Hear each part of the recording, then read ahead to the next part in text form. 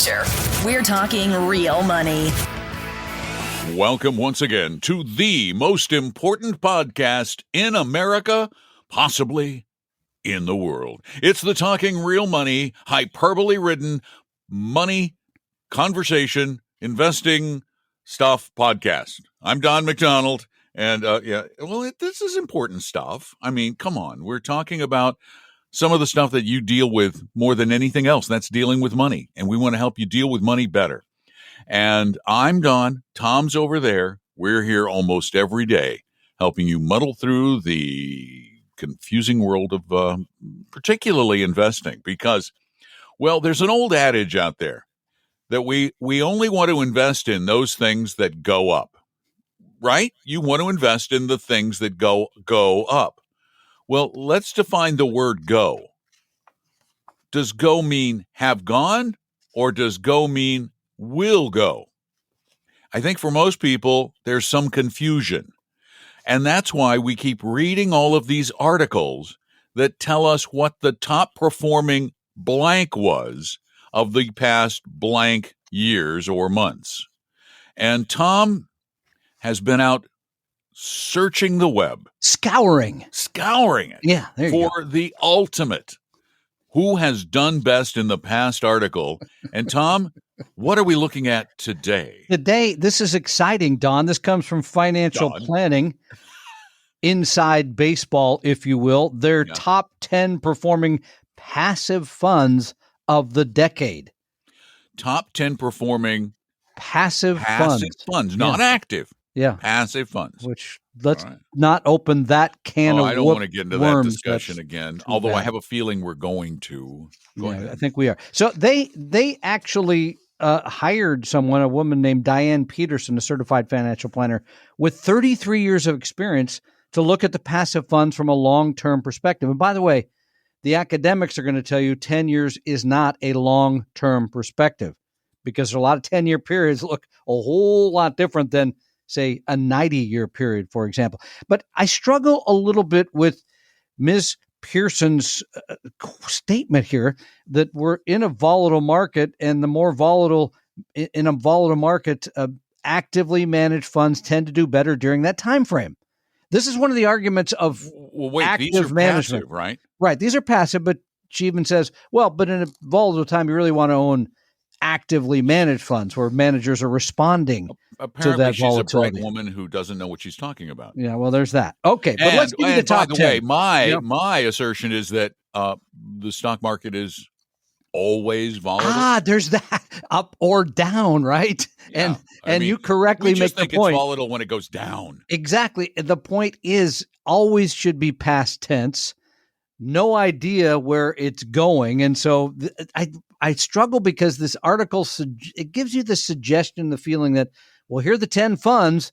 You got to move your money over to these 10 funds. Well, you're too late for that. But let's just talk about a few of them. See, now you spoiled it. That was the spoiler. You're too late for that. So these were the 10 best funds over the past 10 years. Yep. As of July 31, 2022, and let's see if there's anything these products have in common. Okay.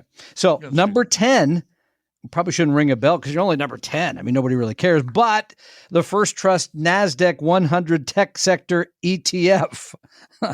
Okay, wait. So NASDAQ 100, that means 100. It's 100 stocks. But wait, it's limited to tech sector?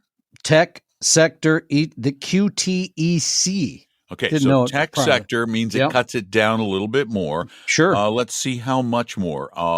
Down from 100 to 38 stocks. So pretty that limited. Portfolio holds 38 stocks. And it did 18.9% 10-year annualized return, which is amazing because we all want to put things in that make 19% basically a year for 10 years. That's astounding.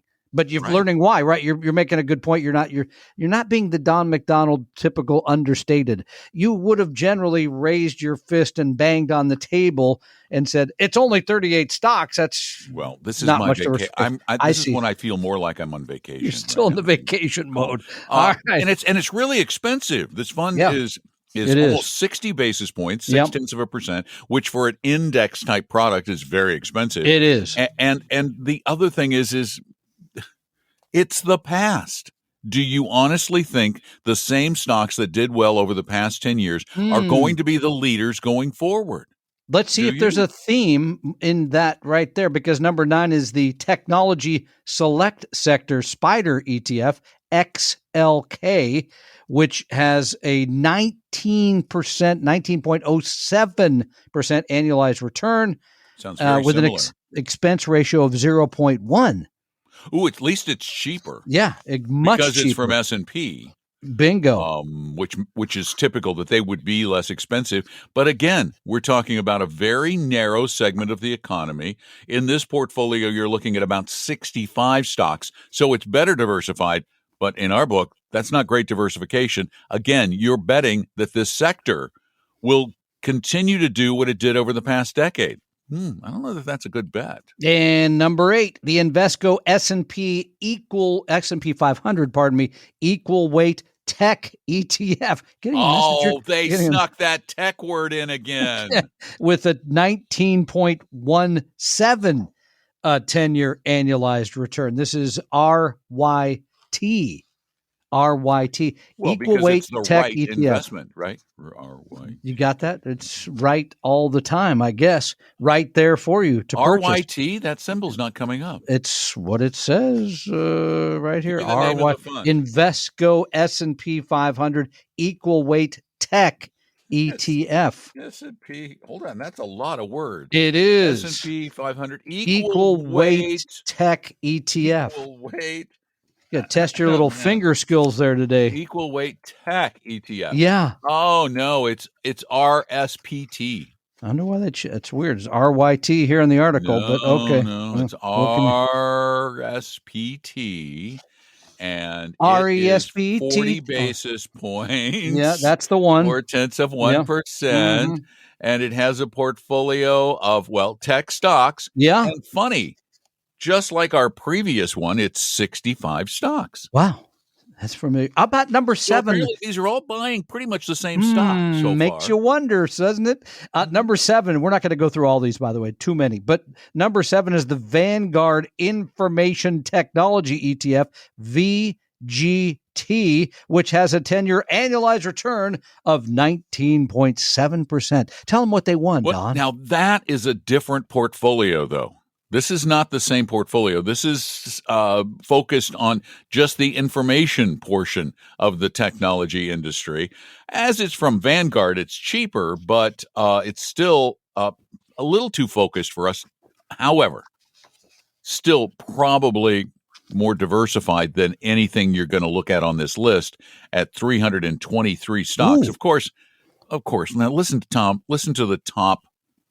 Am I going to know any of these holdings? The top 2 holdings. Yeah. Oh, you think? Yeah. Let's see. Apple. Ooh.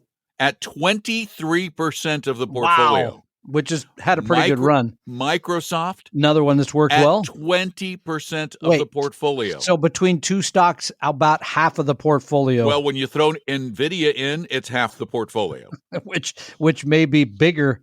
Anyway, it keeps getting bigger, right, as it's gone up. Okay, let me give you a couple more. Which makes no sense considering they sell basically one product. How about the Invesco Solar ETF powered by Solar Power? Oh, that's right. TAN is the ticker with an expense ratio of 66 basis points. How 0.06. How about that? The TAN fund. The TAN fund, because it's a solar fund. You're so smart. How many solar companies are there really that are really pure solar plays? I think the guy named Sol runs one. He's down the block there. He's got no. Sol. Better call Sol. Sorry about that. Too easy. That was it was bad. It wasn't even easy. It was such a stretch. Better than the Scandinavian. You probably pulled a muscle on that stretch. Actually, it says there are 44 companies. Oh, okay. That fit in there, but okay, couple more. The biggest one is $212 million market cap. Whoa. Folks, for those of you, that's really, really small. A couple more. The Invesco Go to Dynamic. the top of the list. No, I just give you a couple more.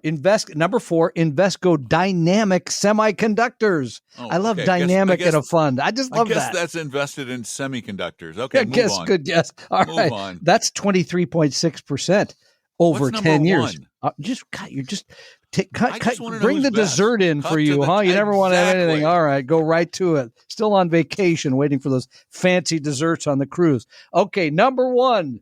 I hope we're going to get a drum roll or something there. No, you're the not. Spider I'd have to edit that in. Spider I'm not feeling S&P that spunky. Spider S&P Semiconductor ETF with a 10-year annualized return of 24.5 X, as in X-ray, Sam David. X Sam David, the Spider S&P Semiconductor ETF. Gotta love that, right? Gee, that just, it sounds like basically the same portfolio as the one before. And we're every single fund in this list, every single one You broke the code, man. is tech. Yeah. Huh. Now, tech has its day in the sun where it's getting nicely tanned. I was waiting for that. But we're talking in that fund, that's again 38 stocks. Wow. That's 38 tiny companies. limited. Tiny. Wait, the biggest company in the portfolio has a market capitalization of $53 million. And give us, just for a rough comparison, what is the market capitalization of, say, Apple? Microsoft or Apple? Okay. Apple, $3 trillion. Yeah, so it's kind of small compared to the big million guys. Yeah, to that's 3 tiny. trillion. Yeah, okay. So the top 10 passive, NVIDIA's $1 billion, and they're semiconductors. and they've only been, really been in everybody's on everybody's radar for about 6 months. The top 10 performing passive funds of the decade. You heard them, and here are my takeaways. You already mentioned this, so you broke the code here. You can't buy the past. You can't get that performance. That's what I hate about this article. People read it and think, well, I'll just be in those, because unless you got the way back machine, it's not going to happen. You make also the point that sectors rise and sectors fall. Tech, I don't want to say it will have its place in the sun, because that's overdoing a little bit. It'll have cloudy days too, which may be ahead. And then heck, there could be full-fledged hurricanes, thunderstorms, everything. And then we also know this about investing, because we can show you decades where one type of stock does really well and the others do horribly, et cetera, et cetera. Mm-hmm. These things have a tendency to revert to the mean. You may have struck it lucky and bought one of these and had the 20% annualized return for 10 years, which would be great. I'm very happy for you. But you weren't smart. No, you weren't. You were smarter than the market. There was a thing called luck. Yeah, that was it. Yeah. Crazy little thing called luck. That's it.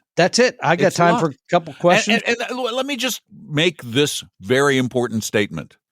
There is no evidence in any academic research ever done that you or even the experts can predict the financial future, period. The almost all outperformance in the market can be, when looked at mathematically, can be attributed to nothing more than dumb luck. Because when you have a finite number of stocks, some of them you're going to be able to pick, and they're just going to do well because you got lucky. And the math shows that luck is what wins the day most of the time. Now, and we still believe in wide diversification, low cost, and tax efficiency. Yep. And we give you those funds at our website. You can go look at those anytime. Because those are really the only sensible, quote, free lunch out there. Think about it for a minute. Low costs? Well, you should make less if you pay less. Diversification?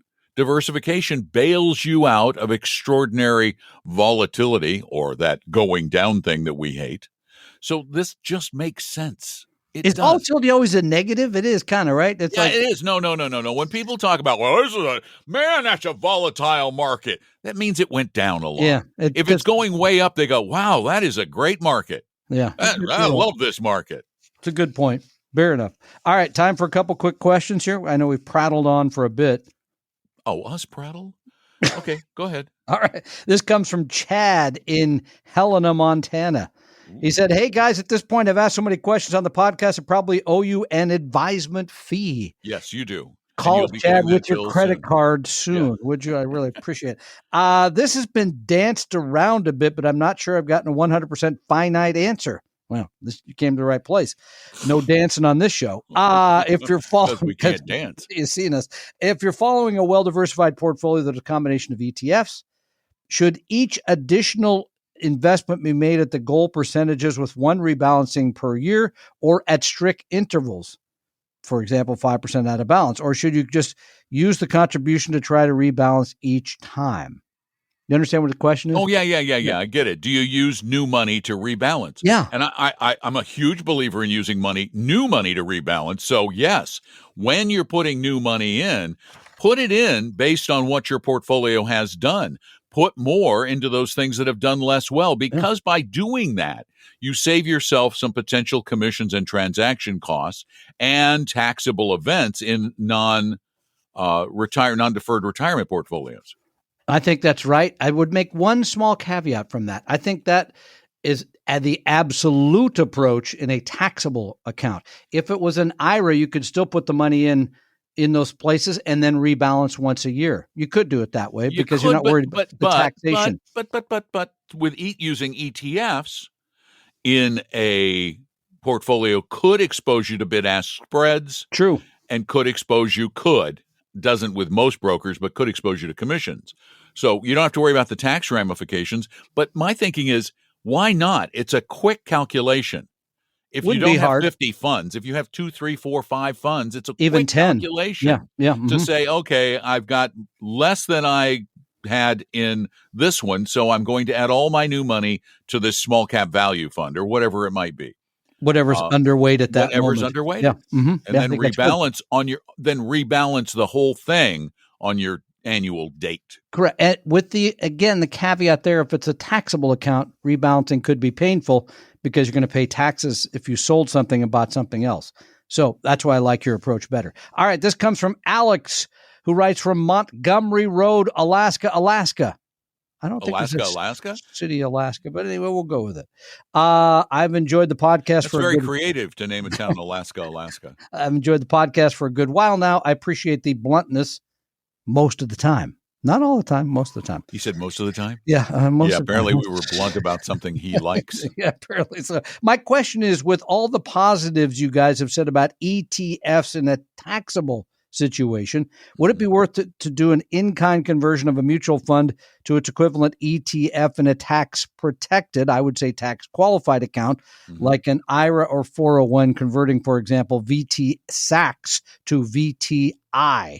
No. I'm going to answer one part. The 401k still are not using ETFs because of the aspect of being able to buy the fractional shares you can get with mutual funds and cannot with ETF. It's harder, right? It's hard. But what about if you're in an IRA where you can do anything you like? Why bother? It's not going to make any difference if you do it, but it's one of those things that why do it? Because you don't have to. Is there any advantage? Not that I can think of. Not in a qualified account. No. If the expense ratio is the same, diversification is the same, why would you mess around with it? Now, if the expense ratio is lower, as it is in so many ETFs, then lowering your expenses, even if it's 10 100ths of 1%, 5 100ths of 1%, longer term, when you're compounding on money you're saving, you're increasing the value of that money you're saving. So, in that case, but again, high priority, not necessarily. A quick mention here, fall is just around, for me, kind of fall starts at the end of August, because it's kind of the clouds. That's because you live in a place that has summer for 2 days.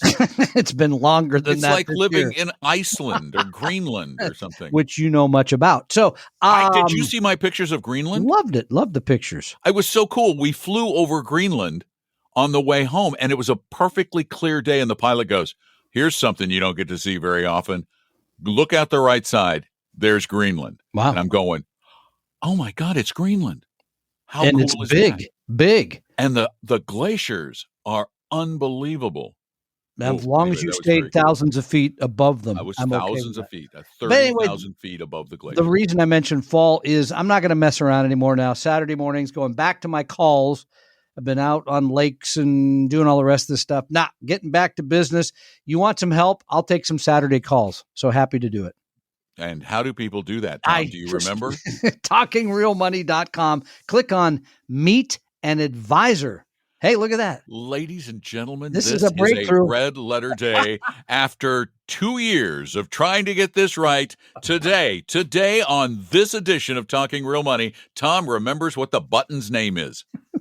Meet an Advisor. So impressed. So it doesn't have to be a Saturday. We're happy to help anybody. So they're ordering in a cake for you in just a few minutes. I'd love that. Thanks. Big chocolate cake, something like that. All right. Thanks so much for being a part of the Talking Real Money podcast. Join us every day as we do something different here on the show. Mondays is now Monday Musings. Tom's got a great one for you coming up. And of course, Fridays are Q&A Friday. And then Tuesday and Wednesday are the edited version of our local show in the Seattle area. And Thursday is This Mess, whatever we call it. Just this mess. That's good. This mess. Thank you all for being a part of it. You are dismissed. I'm done. That's Tom talking real money. We hope you realize that the information provided on Talking Real Money is for informational, educational, and hopefully enjoyable purposes only. Providing personalized financial planning or investing advice takes time, so please consult with a really good fee-only fiduciary investment, tax, or legal advisor. We know a good one. Investing must always involve risk. In other words, you can and probably will lose money at times. Also, as much as you want it, no one can accurately and consistently predict the future, so past performance doesn't tell you a darn thing about what the future will bring. Unlike many other programs that say something similar, Talking Real Money is not trying to get you to buy or sell any financial products or securities. Instead, the program is provided as a public service by Appella Capital, a fee-only registered investment advisor. Thanks for listening, and please visit TalkingRealMoney.com for more information and disclosures. That's a wrap.